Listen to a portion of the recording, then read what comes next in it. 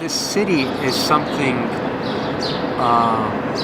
unique at this moment in history. We are not just a city-state, we're a neighborhood civilization.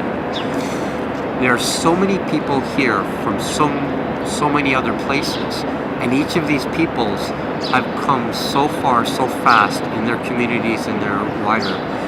There's so many different ways to meditate. There is such an overlapping of different ways. Do you guys meditate? No. No? What do you think meditation is? Centering yourself and balancing. I think of it more as like relaxing and like calming your mind. Finding something peaceful for yourself. My wife is into that a little bit, but I tried a couple of times with her and didn't make any difference to me.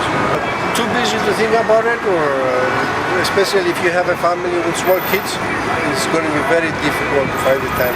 It does require a bit of calmness and stillness, and if you can't really stop thinking about, say, all the things you have to do and all the stresses that you have in your life, it's really hard to start meditating. In meditation, you could be reading a book and not realize it, but you're actually meditating to the state where you're almost going to sleep. That's meditation as well. Anything, freeing your mind, clearing from all the distractions. People, they just subjected to watching television, watching the news and everyday stuff that goes around, walk the dog to the store, get the groceries, They don't believe in magic, they don't believe in the unknown powers of the universe, in which I believe in, and I know that I can have. So.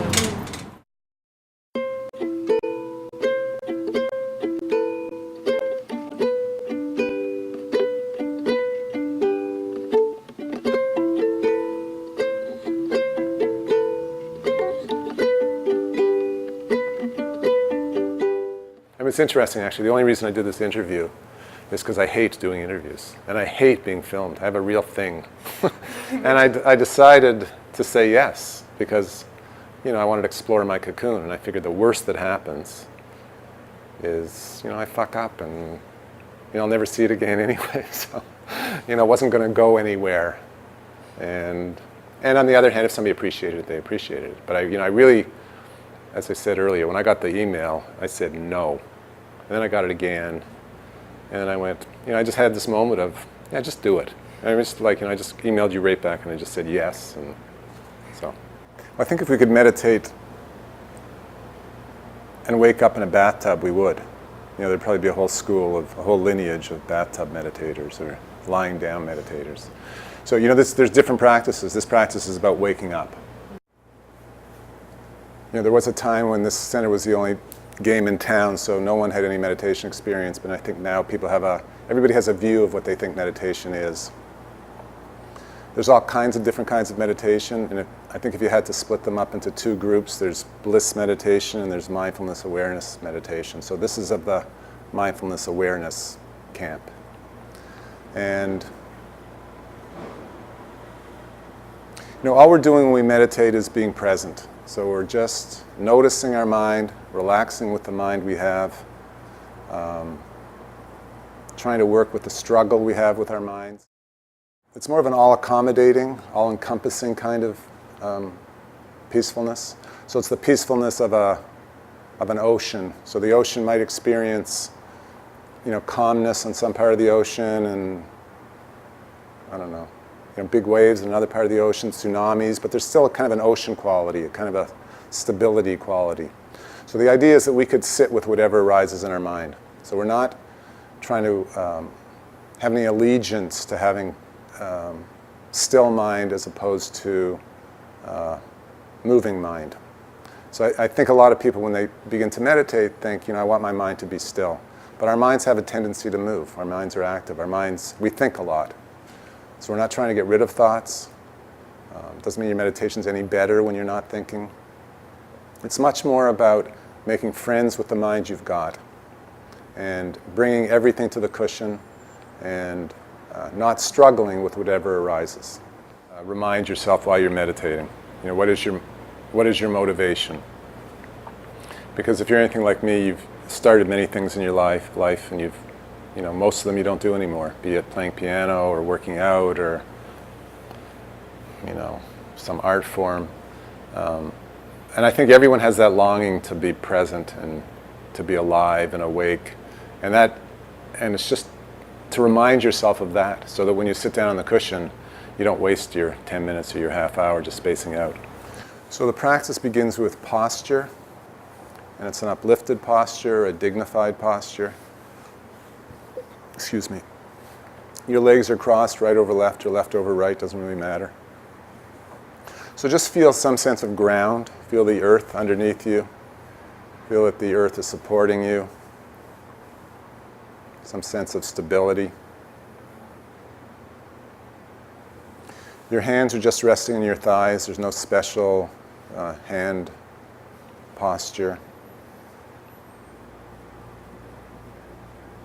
So we place our attention on our breath as it goes in and out of our nostrils.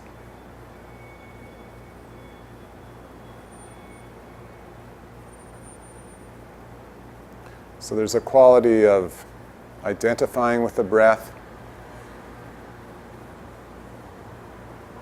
Basically, we're just sitting and breathing. So on some level, we're also being the breath. So right now, we're working with the first two parts of the practice, the posture and the breath. I think the Western culture is not fertile ground for transplanted Tibetan Buddhism. People are engaged differently. We have different problems to solve. And what we need is a sense of mindfulness and awareness and kindness to our earth, to our family. And we don't have that kind of culture here. So it's how to take meditation into the world. A much more kind of an enlightened society view as opposed to an enlightened individual view, which is more the view, I would say, of Buddhism. So this is Shambhala Buddhism, so it takes the enlightenment out. As we look at what we've done to the world, just even on an ecological point of view, I think everyone knows that somehow everything we have in the West isn't solving the world's problems. So I saw this video once of this very, very poor Tibetan man. His hair was all matted and like dreadlocks, and he was toothless, and he was speaking to the interviewer saying how sorry he felt for Westerners. It was very powerful because he felt that he had nothing on a kind of a material level, but he had good heart, and he was happy, and you could feel that sense of kindness and joy that he experienced. And I would say most people in the West don't experience that. Sometimes you're sitting here for an hour, a day, or whatever, and you think nothing's happening. As a matter of fact, you've been fighting with yourself the whole day, perhaps. So you're doing a program, maybe an all-day program Saturday. You think you haven't been mindful for a moment, that all you've been doing is like talking to yourself, and then you go out on Bloor Street, and you open the door to Bloor Street, and there's something about the light, and something about the sound, and something about the energy, and something about people's faces. There's that moment of, whoa, what just happened? I find this city is deeply spiritual, and they meditate, and there's every school of thought from every way of life is in this city. You can't find that buffet elsewhere. So this cross-pollination is creating something new. We're creating new spiritualities. We're creating new schools of thought within the civilizations, within the religion, within the neighborhoods.